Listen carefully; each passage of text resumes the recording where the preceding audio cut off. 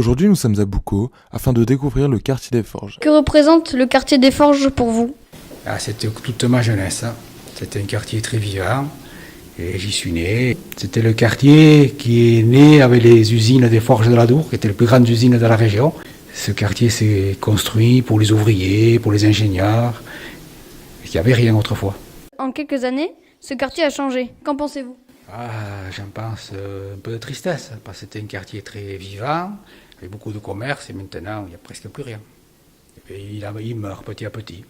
Depuis la fermeture des usines, l'arrivée des centres commerciaux, les commerces ont fermé ici, les épiceries, les bistrots, etc. etc. Donc il n'y a presque plus rien. La construction, non, il n'y a rien de nouveau. Au contraire, il y a eu des démolitions même. Oh, le voisinage, tu sais, il n'y a plus beaucoup de boucalés ici maintenant. C'est des gens qui viennent, qui repartent. Donc on ne se côtoie pas beaucoup. C'est dommage. Je m'appelle Francis Gonzalez, j'ai aujourd'hui 65 ans.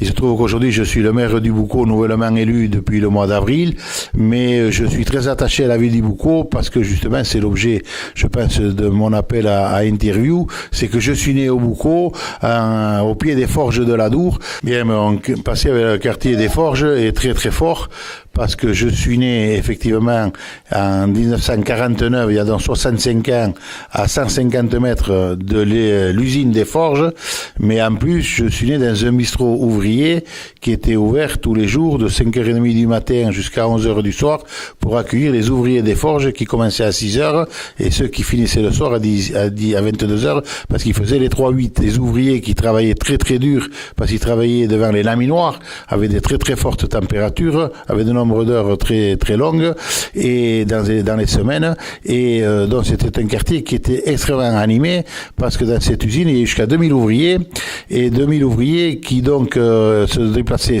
essentiellement en vélo. Existait tout un tas de commerces, de petits commerces comme les coiffeurs, des bouchers, des poissonniers, des épiceries, des marchands de réparation de vélos, des marchands de vin, etc., etc. J'ai vécu également la reconversion des Forges de l'Adour qui a été évidemment aujourd'hui on peut le dire un vrai succès à l'époque, puisque sur les 2000 ouvriers qui étaient employés aux Forges de l'Adour, il n'y en a que 5 qui n'ont pas été recasés. Avec cette fermeture des forges, malheureusement, la contrepartie, c'est que tous ces petits commerces ont fermé les uns derrière les autres et il n'y a presque plus beaucoup de petits commerces comme autrefois. Quels sont vos projets pour faire revivre ce quartier? Revivre ce qu'on a vécu, c'est impossible. C'est pas possible de retrouver une usine qui emploierait 2000 personnes et ces 2000 personnes qui se déplaceraient en vélo. Donc ça, c'est pas possible. Alors la question, c'est qu'est-ce que vous comptez faire pour le rendre attractif?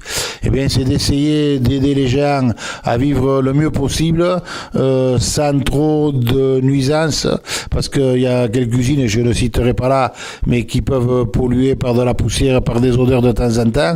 Alors c'est très compliqué de conjuguer les activités économiques qui génèrent des emplois et le bien-être des gens qui habitent là.